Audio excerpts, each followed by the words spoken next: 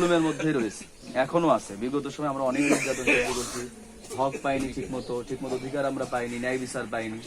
তো আমরা চাই যারা ইনসাফ ভিত্তিক বিচার চাচ্ছে, সমাজকে শান্তি দিতে চাচ্ছে, তাদের কিন্তু সমর্থন করবে এবং দোয়া করবো তাদের জন্য।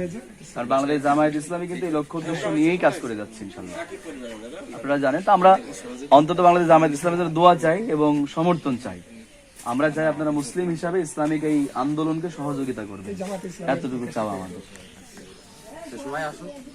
ইনশাআল্লাহ অন্তত মন তৈরি করেন ইনশাআল্লাহ, অবশ্যই দেশ শান্তি রক্ষার। আমাদের কিচ্ছু পরিচয় না, আল্লাহর কাছে এটা বলতে পারবো আমরা, আল্লাহ কিচ্ছু না করতে পারলো অন্তত ইসলামিক দলকে সহযোগিতা করছিলাম, অবশ্যই এটা না, এই চাওয়াটুকু আমাদের শুধু। অবশ্যই ইনশাআল্লাহ চাই। ঠিক আছে।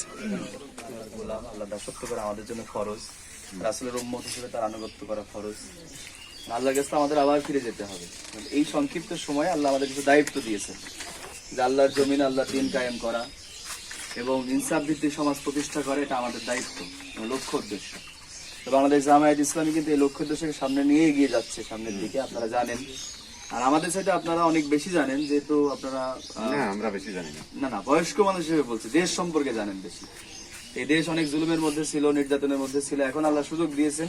তো আমরা চাই যে আপনারা ইনসাফ ভিত্তিক সমাজ প্রতিষ্ঠার জন্য যে লক্ষ্য উদ্দেশ্য জামাত ইসলাম নিয়ে কাজ করছে, সেই জায়গায় আপনারা দোয়া করবেন এবং সমর্থন করবেন ইনশাআল্লাহ। জি জি। সমাজের মানুষগুলো অবিচারের মধ্যে না পড়ুক, সুষ্ঠু বিচার পাক, তো এই লক্ষ্য উদ্দেশ্য নিয়ে কিন্তু বাংলাদেশ জামায়াত ইসলাম এখন কাজ করছে। আল্লাহর আইন চাচ্ছে, তারা সৎ লোকের শাসন চাচ্ছে। তো আমরা চাচ্ছি যে আপনারা অন্তত মুসলিম হিসাবে এই কাজগুলোকে সমর্থন করবেন এবং দোয়া করবেন, এবং সামনে দাড়িপাল্লা নিয়ে জামাত ইসলাম কাজ করবে, নির্বাচন করবে ইনশাল্লাহ। এখানে অন্তত ভোট নামক যে নিয়ামতটা, এটা এই সৎ লোকের জায়গায় দেবেন ইনশাল্লাহ। مضل قبيح تبختر ترجل بصوت